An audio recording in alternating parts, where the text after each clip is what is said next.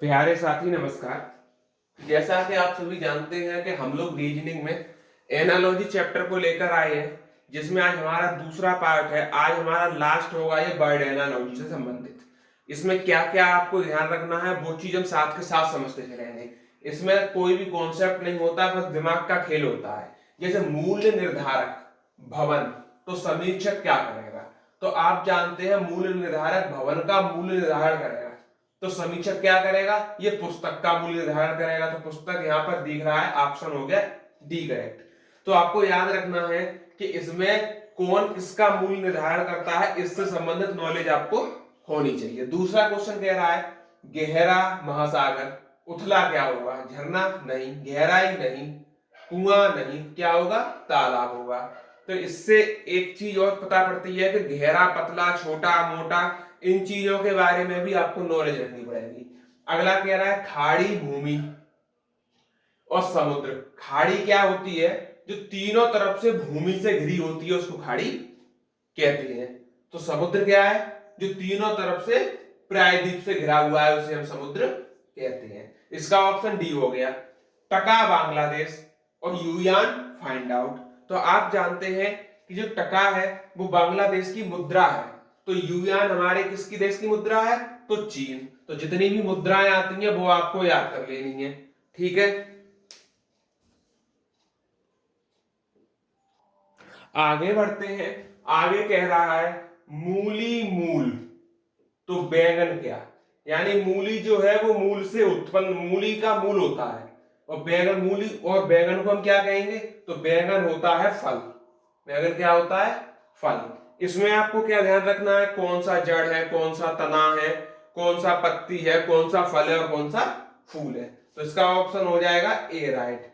माता के बच्चे होते हैं, तो वृक्ष का बाल वृक्ष होगा? नहीं। झाड़ होगा? नहीं। झाड़ी नहीं। घास नहीं।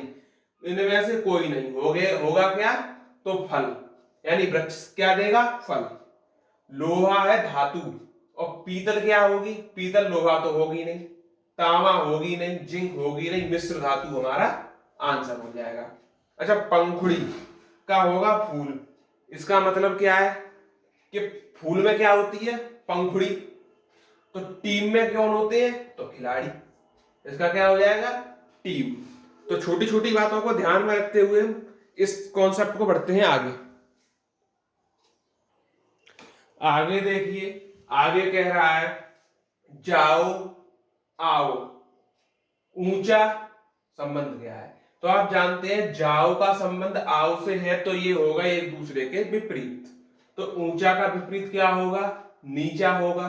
तो नीचा ऑप्शन बी दिखाई दे रहा है, ये हो जाएगा राइट आंसर। लाल रुकना, हरा क्या होगा? तो आप जानते हैं लाल रंग जो होता है वो रुकने का संकेत देता है। गाड़ियां रुकती हैं, तो हरा रंग कहता है कि भाई चलो। जैसे ही हरा रंग जलता है गाड़ियां चलने लगती हैं, तो हरा का संबंध हो गया चलने से। राइट रोट और हाइट का क्या होगा? आप जानते हैं अगर फर्स्ट फॉर्म राइट होती है इंग्लिश में, तो सेकंड फॉर्म रोट होती है, और थर्ड फॉर्म रिटन होती है। तो यानी फर्स्ट फॉर्म का सेकंड फॉर्म में कन्वर्ट किया गया है इंग्लिश के हिसाब से। तो हाइट का हाइट ही होता है सेकंड फॉर्म। ठीक। पत्रिका के संपादक होते हैं, तो नाटक के आचार्य तो होंगे नहीं, अभिनेत्री नहीं होगी, पत्रकथा नहीं होगी, कौन होंगे? निर्देशक होंगे नाटक के। इस तरीके से इन क्वेश्चनों को हमने सॉल्व किया है। देखिए आगे हम चलते हैं। हमारा कह रहा है पैर मनुष्य, यानी मनुष्य के क्या होते हैं? तो पैर होते हैं। खुर, खुर किसके होंगे? तो खुर होते हैं हमारे गाय के। ऑप्शन हो जाएगा बी करेक्ट। गणित, तर्क और विज्ञान का संबंध क्या होगा? अच्छा, गणित में हम क्या करते हैं? तर्क यानी तार्किक क्वेश्चनों को हल करते हैं। उसी तरह विज्ञान में हम किसी चीज का एक्सपेरिमेंट करते हैं, यानी कि प्रयोग करते हैं, तो ये होगा प्रयोग। प्रयोगशाला नहीं हो सकता, वैज्ञानिक तथ्य बिल्कुल नहीं होगा। ताला चाबी से खुलता है, और अपराध जांच के बाद पता चलता है, तो अपराध का हो गया जांच। रेडियो क्या करता है? श्रोता सुनता है, और चलचित्र को दर्शक देखता है। ठीक। इस तरीके से हमने एनालॉजी का जो पार्ट है उसको लगभग लगभग इंपोर्टेंट पार्ट बता दिए हैं, आपको क्या क्या ध्यान रखना है। आपको ध्यान रखना है जितनी भी मुद्राएं हैं वो याद कर लो, ठीक है। उसी तरीके से किसके पैर होते हैं, किसके खुर होते हैं और किसके पंजे होते हैं, ये सब चीजें याद कर लो। कोई उड़ता है तो कोई तैरता है, उसको समझ लो। ऐसी चीजें दिमाग में रखो। और किसी देश की राजधानी है तो वो याद कर लो, ठीक। और जानवरों के बच्चों का संबंध भी पूछा जाता है, तो जानवरों के बच्चों के संबंध से भी तैयार कर लो। यानी कि कुल मिला के पोर्शन पूरा जीके वाला है, जो हमारा शब्द एनालॉजी यानी कि शब्द सादृश्यता से संबंधित रखता है। कल से हम चलेंगे नंबर एनालॉजी पर, नंबर एनालॉजी पर चलेंगे और इसके कम से कम 100 सवाल कराएंगे। ये ज्यादा इंपॉर्टेंट है और इसके एक एक कॉन्सेप्ट है उससे 2-2 3-3 सवाल लगवा देंगे, ठीक है। तो जो भी साथी आज पहली बार आए हैं वो चैनल को लाइक करें, वीडियो को शेयर करें और सहयोग बनाए रखें।